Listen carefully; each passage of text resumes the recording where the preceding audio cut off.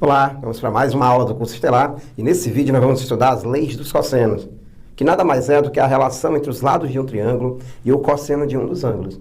Então nós vamos fazer uma demonstração da lei dos cossenos para aplicar em um triângulo qualquer, para a gente entender o que é essa tal de lei dos cossenos. Vamos lá? Eu adotei os lados A, B, C e o ângulo oposto ao lado A eu chamei de alfa, mas na realidade na lei dos cossenos você poderia trabalhar com qualquer um dos três ângulos.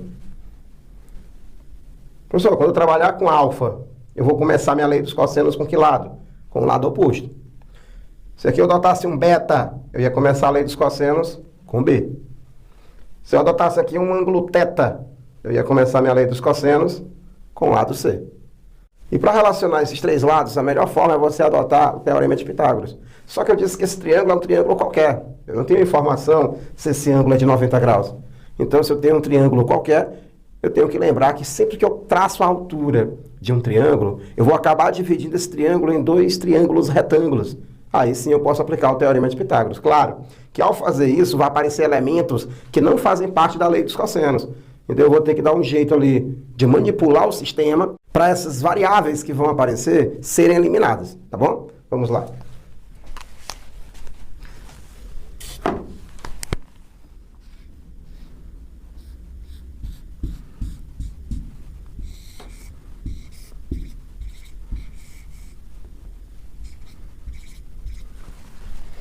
Então, sempre que você não lembrar de alguma relação entre os lados do triângulo, é sempre bom passar a altura do triângulo, porque assim você vai ter dois triângulos que é fácil de trabalhar. Porque se um triângulo tiver esse ângulozinho de 90 graus, tá? Esse símbolozinho de um quadrado com um pontinho dentro representa 90 graus, que é o que você está acostumado no teu cotidiano de ver como sendo o canto de um caderno, o canto do quadro, tá bom? Sempre nós temos ali 90 graus.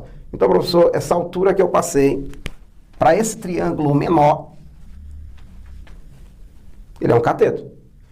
Essa outra dimensão também é um cateto.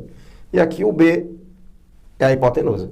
Então, nós podemos aplicar o Teorema de Pitágoras, adotando aqui uma incógnita para esse pedaço, que eu não sei quanto é, vou chamar de M. Assim,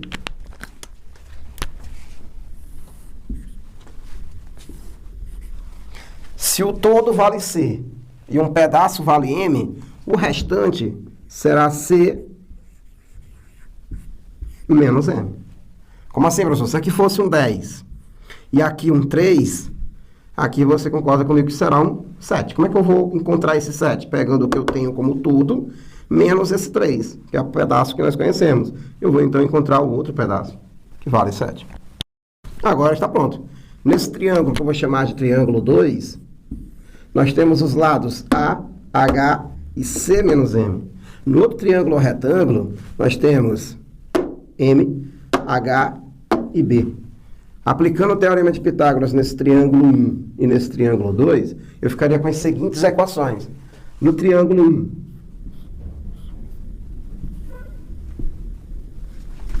quadrado da hipotenusa é a soma dos quadrados dos catetos.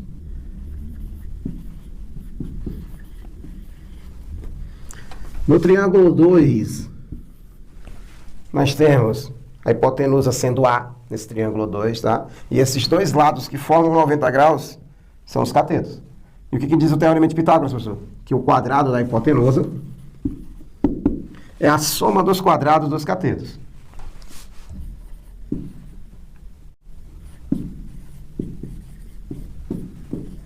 Prontinho. Temos então um sistema para resolver. E esse sistema eu vou resolver como, professor? Usando o método da substituição. Eu vou isolar esse h ao quadrado que tem nas duas equações. Ó. Eu vou isolar esse h ao quadrado no primeiro membro e substituir o que é equivalente a ele na segunda equação. Então ficaria...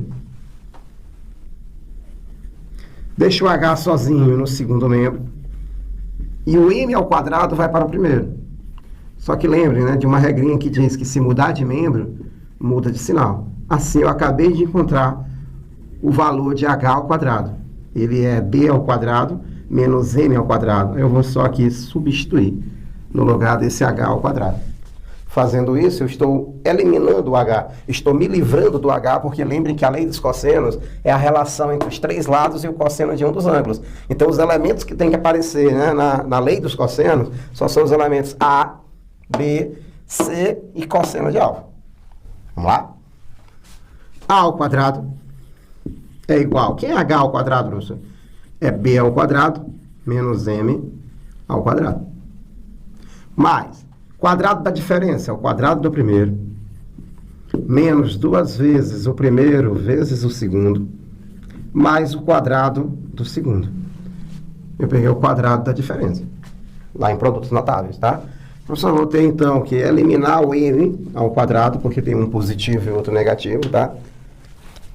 Sobrando então, a ao quadrado é igual a b ao quadrado mais c ao quadrado menos 2 vezes c vezes m. Tá faltando eliminar esse m, tá?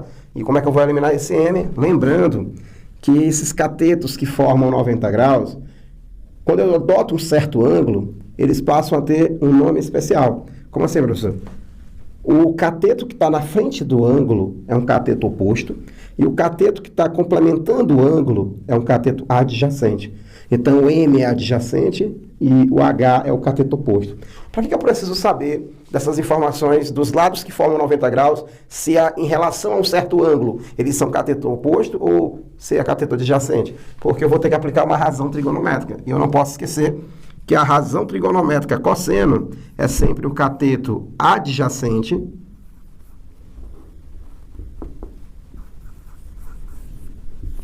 sobre a hipotenusa. Então, ficando cosseno de alfa como sendo cateto adjacente, que é M, sobre hipotenusa, que é B. Fazendo o meio pelos extremos, eu acabo encontrando o valor de M, que é B multiplicado com cosseno de alfa. Assim, onde tiver M, eu posso substituir por B vezes cosseno de alfa. Vamos substituir? Ficando, então, nossa relação como A ao quadrado igual a B ao quadrado mais C ao quadrado menos 2 vezes C vezes M. Quem é M? B cosseno. Observa que eu eliminei o H e o M. Ficando, então, A ao quadrado igual a B ao quadrado mais C ao quadrado menos 2 vezes B vezes C vezes cosseno de alfa. Observa que a nossa relação agora tem só A, B, C e cosseno de alfa. Essa relação é que é conhecida como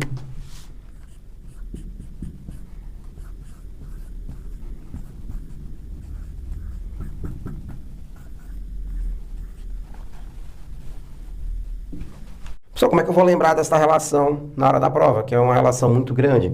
Na realidade, ela é muito parecida com o quadrado da diferença, que é o quadrado do primeiro, menos 2 vezes o primeiro pelo segundo, mais o quadrado do segundo lá dos produtos notáveis, tá? É o quadrado da diferença. Se eu lembrar do quadrado da diferença, eu só tenho que lembrar em quem que eu vou aplicar esse quadrado da diferença. Como assim, professor? O quadrado da diferença bem que está sendo aplicado em B e C, ó. Quadrado de B, menos 2 vezes B vezes C, mais o quadrado de C, que são os dois lados que estão formando o ângulo que eu vou usar. Se eu vou usar o ângulo alfa, eu vou fazer o quadrado da diferença de B e C. Vou explicar melhor para vocês entenderem. Prontinho. Para aplicar a lei dos cossenos, vou pensar o quê? Eu quero começar por qual lado? Se eu vou usar o ângulo alfa, eu tenho que começar por A. E o que eu vou fazer com B e C, que são esses lados que estão formando o ângulo que eu vou usar? Eu tento lembrar do quadrado da diferença, para lembrar da fórmula. Por que eu estou pegando B menos C ao quadrado? Só para lembrar, tá? Para lembrar. É o quadrado do primeiro, menos 2 vezes o primeiro vezes o segundo, mais o quadrado do segundo. Observa aqui. É essa expressão que vai me ajudar a lembrar da lei dos cossenos. Como assim, professor? Vamos lá. Eu vou começar a lei dos cossenos por quem? Pelo lado que está na frente do ângulo, que vai ser usado na lei dos cossenos. Então, eu vou começar por A ao quadrado. E essa expressão é que vai aparecer aqui na lei dos cossenos. Quadrado de B, que é o quadrado do primeiro, menos 2 vezes o primeiro vezes o segundo, ó, menos 2 vezes o primeiro vezes o segundo. Só que eu vou deixar isso aqui um pouquinho afastado, tá? Vocês vão entender. Quadrado do primeiro, menos 2 vezes o primeiro vezes o segundo, mais o quadrado do segundo. Por que só mudou a posição, professor? Para você observar aqui que vai entrar um outro fator, que é o cosseno do ângulo que nós vamos utilizar, tá bom? Então, está aqui a lei dos cossenos, se eu for usar o ângulo alfa. Professor, mas se eu for usar o ângulo beta? Pronto. Se eu for usar o ângulo beta, tem que começar por quem? Por B. Então, vai ficar B ao quadrado igual. Pega o quadrado da diferença desses dois, ó.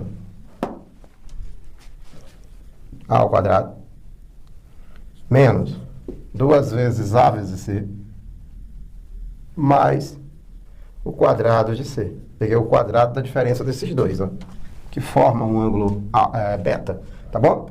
Vezes o cosseno de beta. Se eu for usar esse outro ângulo, professor, aí eu começo com C, tá bom? Vamos ver um exemplo? Prontinho. Nós temos aí um lado x, um lado 6 e um lado 8. Professor, o que o senhor quer? Eu quero aí aplicar a lei dos cossenos para encontrar esse lado x, que é a relação entre os três lados e o cosseno de um dos ângulos. Como é que eu começo? Vou começar pelo lado que está na frente do ângulo, que é o que eu quero encontrar, que é x. Agora eu pego o quadrado da diferença desses dois, que é quadrado de um menos 2 vezes um vezes o outro, mais o quadrado do outro, vezes o cosseno de 60 graus. Temos um problema aqui. Se você não lembrar daquela tabelinha dos ângulos notáveis, tá, que nós estudamos lá no vídeo de razão trigonométrica, volta lá para dar uma olhadinha, tá naquela aula. Vamos para cá, professor, lembrar essa tabela. Vamos lá. Por enquanto, eu aconselho treinar só o seno e o cosseno, tá? Que é o 30 para o 45 e para o ângulo de 60 graus. No seno, a gente coloca em ordem crescente, né? 1, 2, 3. No cosseno, decrescente. 3, 2, 1. Todo mundo sobre 2.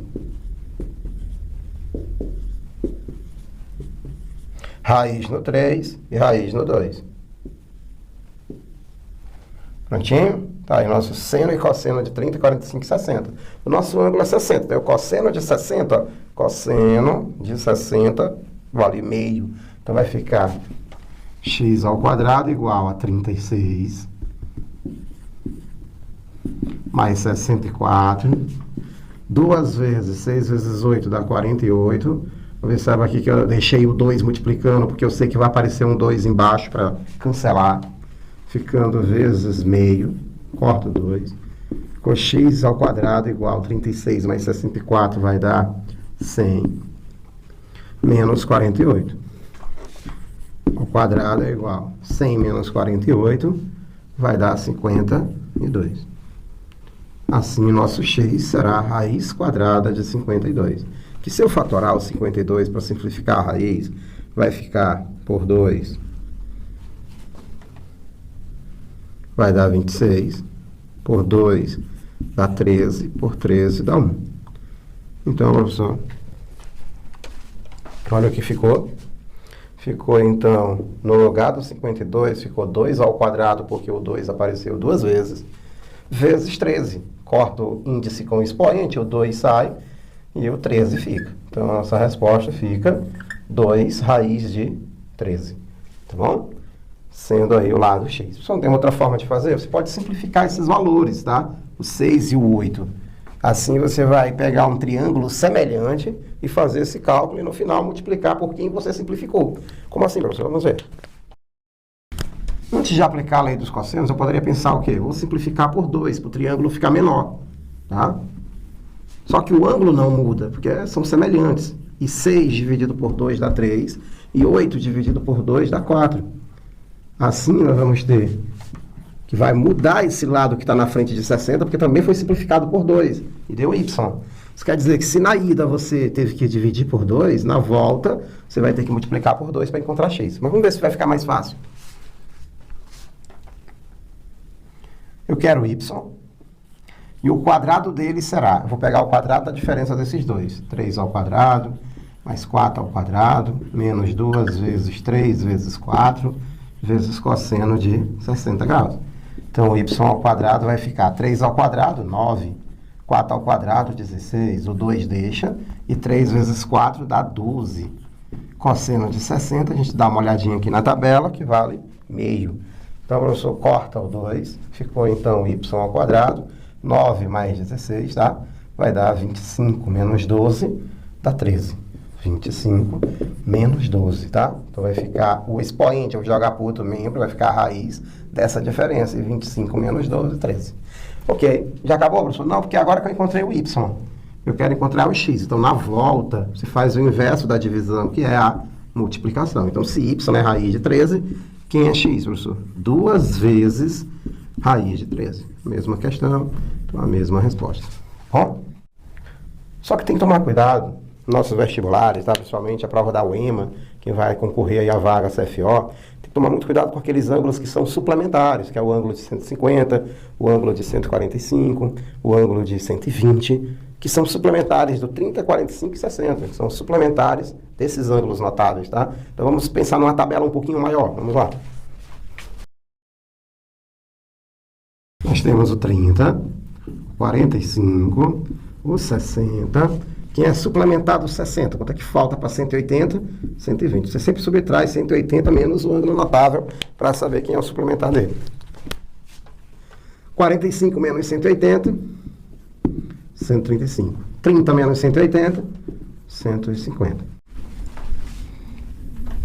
Então, se na tua prova da UEMA cair um ângulo maior que 90 graus, esses ângulos aí que eles utilizam, ou vai ser o 120, ou 135, ou 150. Como é que eu vou lembrar, professor, do seno e do cosseno desses ângulos? Vamos montar uma lógica, um padrão para decorar, tá? Como é que essa lógica, professor? No seno você vai botar crescente. 1, 2, 3.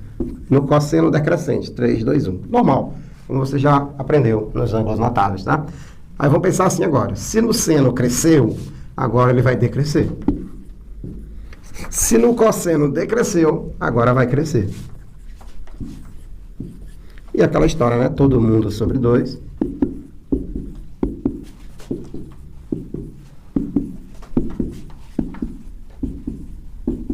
Raiz no 3 e raiz no 2.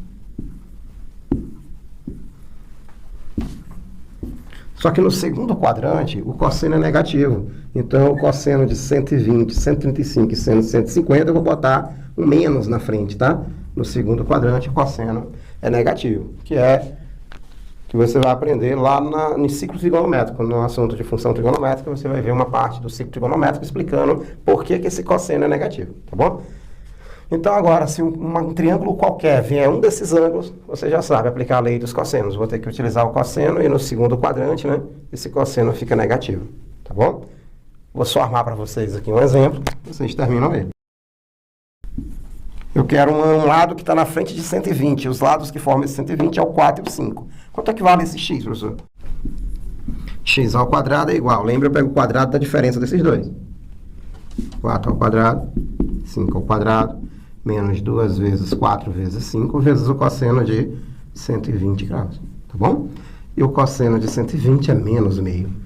Só muda o sinal, né, professor? Com certeza. Então vai ficar quem, professor? X ao quadrado igual a 16 mais 25, menos 2 vezes 20, vezes cosseno de 120, que é menos meio. Corta o 2 e assim você termina aí o cálculo, tá? Para encontrar o valor de x. Já botei aqui em valores simplificados, para ficar mais fácil para você terminar. Vai aparecer uma raiz e você simplifique a raiz. Espero que você tenha compreendido e até o próximo vídeo.